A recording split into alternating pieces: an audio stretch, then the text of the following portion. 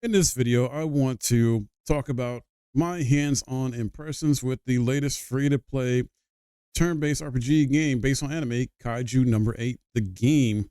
This recently dropped on September 30th, so not too long ago, and currently has a mixed reception on Steam.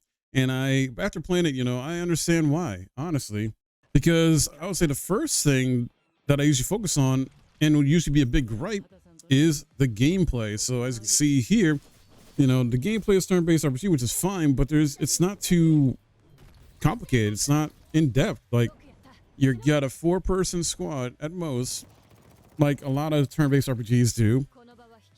But you have your regular attacks here with characters. You have these like sort of special attacks, and you have an ultimate, and that's pretty much it.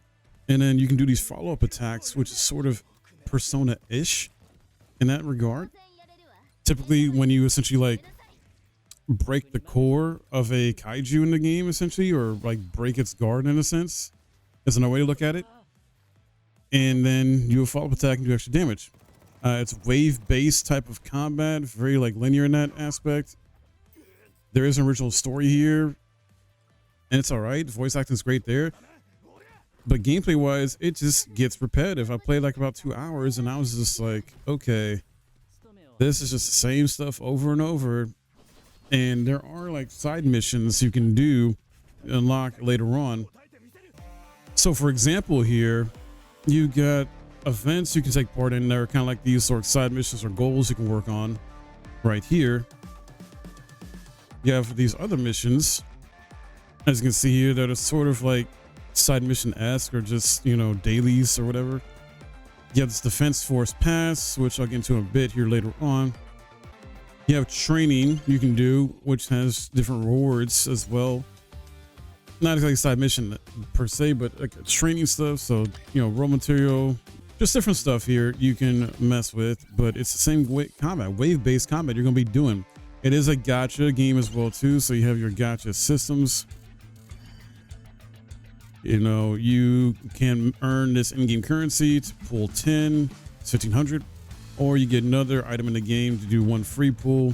You can earn through just playing the game. Basically, you don't have to spend any money on it. There is a story, which, like I said, it's the main story. There's also memories, which I haven't touched on yet. But that's not the issue. Like, the story, I think, is pretty good. The voice acting, the way it's told, and the animations and the overall visuals are really solid here. It's more so the gameplay for me. The Defense Force Game Pass. I said Defense Force Game Pass. I meant Defense Force Pass, which is basically the Battle Pass. It's a free version of it. There's a paid version with premium. There's past missions you can do as well too, and claim stuff for that. And if you go into here, there's also a deluxe pass. Now, I think this is reasonably priced just from a battle pass type of pricing standpoint, because a lot of these are either in between $5 to $15 anyway. So with the premium pass being $8 and the deluxe being $15 at most, yeah, that honestly is pretty standard if you think about it with other games.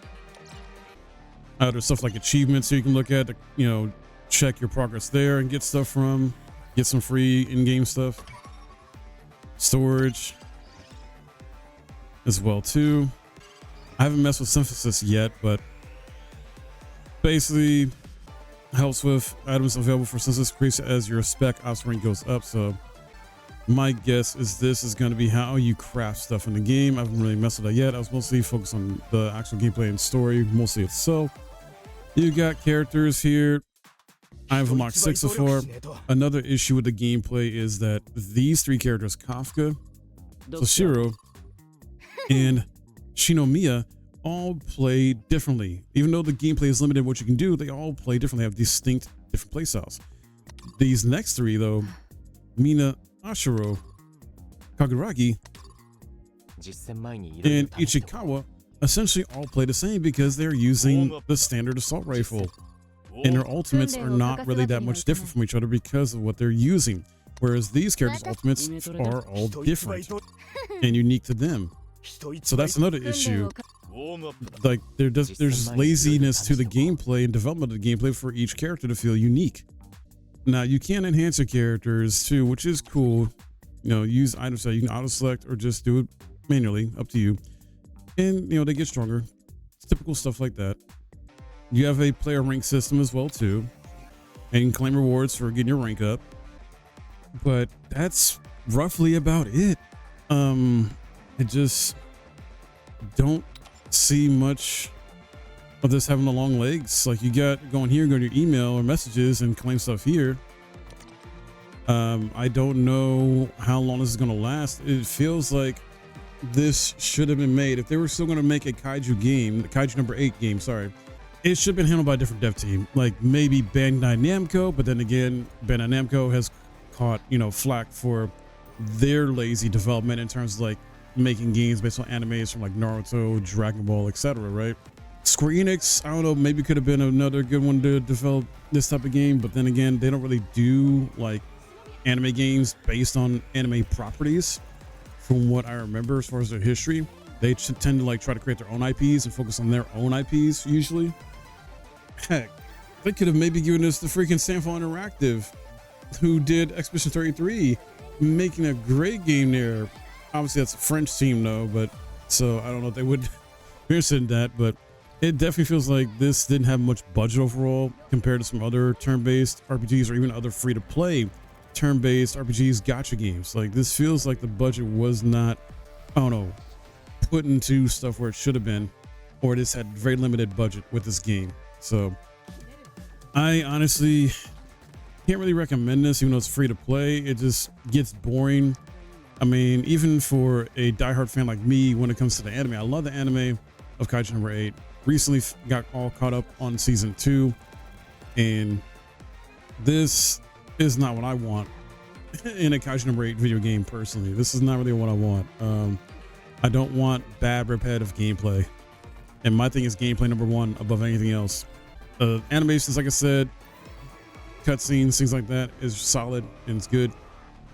There's a bit of a lack of enemy variety as well too, at least so far for playing it, even though I only play like 2 to 3 hours. But from noticing that lack of enemy variety there as well, so not great. The voice acting is great. Japanese audio, English subtitles. I love the voice acting, so really cool there.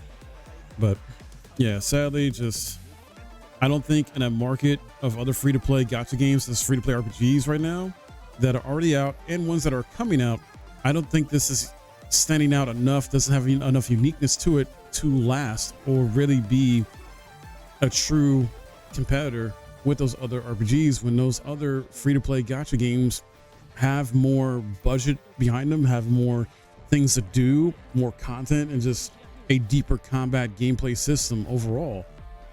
So games like, heck, even the recent Blue Protocol Star Resonance has a more deeper combat system in this game, even though I know it's more action RPG, but it does.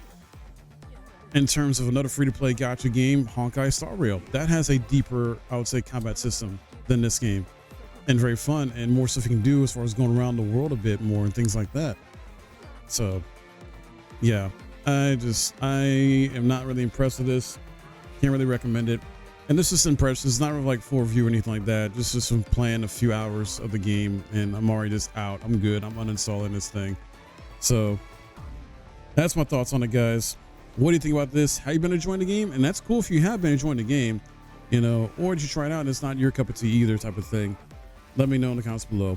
If you enjoyed this video and found it helpful, I would appreciate a thumbs up, subscribe if you're new, and I'll see you guys in the next video.